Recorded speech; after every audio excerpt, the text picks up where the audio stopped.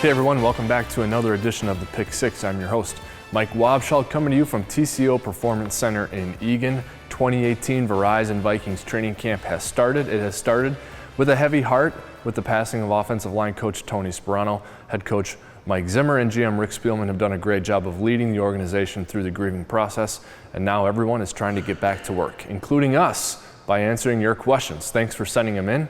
Let's get to work. Question number one comes from Philip.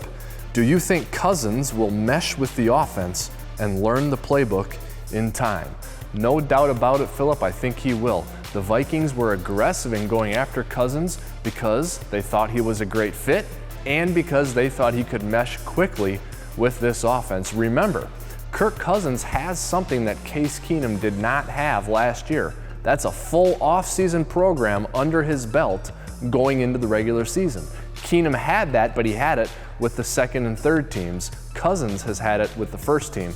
I'm confident those guys will hit the ground running in week one.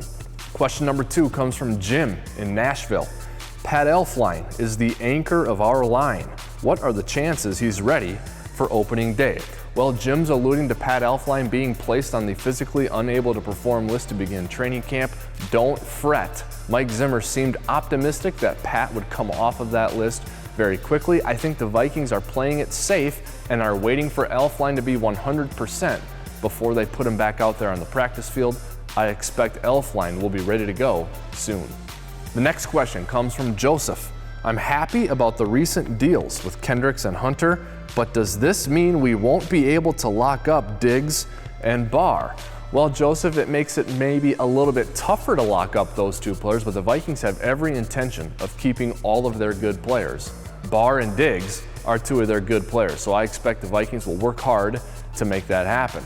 In the meantime, let's be happy about the deals the Vikings have signed with some of their core defensive players. That's one of the best defenses in the NFL, and most of those guys are locked up. That's a good thing. The next question comes from Julian. Is there a particular reason for drafting Jalen Holmes and Ade Aruna when the Vikings have so much depth at that position?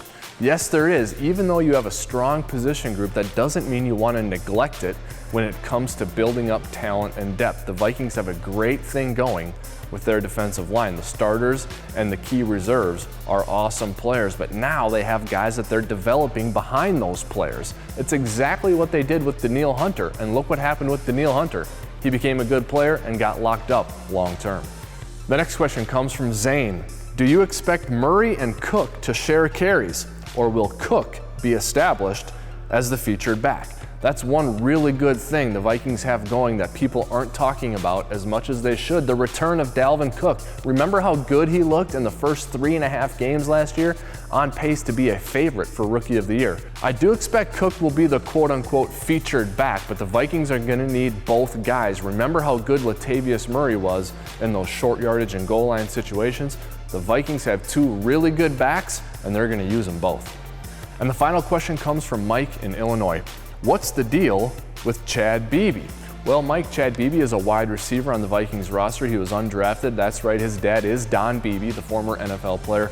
Chad is one of the Vikings wide receivers who's going to be competing for a few different things. Obviously, he's going to compete to make the 53-man roster. If he can't do that, he's going to compete to make the practice squad. And players who are in that position are also competing for spots on other teams because other teams are going to watch our preseason games. So don't count out Chad Beebe just because he's not one of the 4 or 5 wide receivers that come to mind. This guy has good work ethic, he's fast, and he's got the pedigree.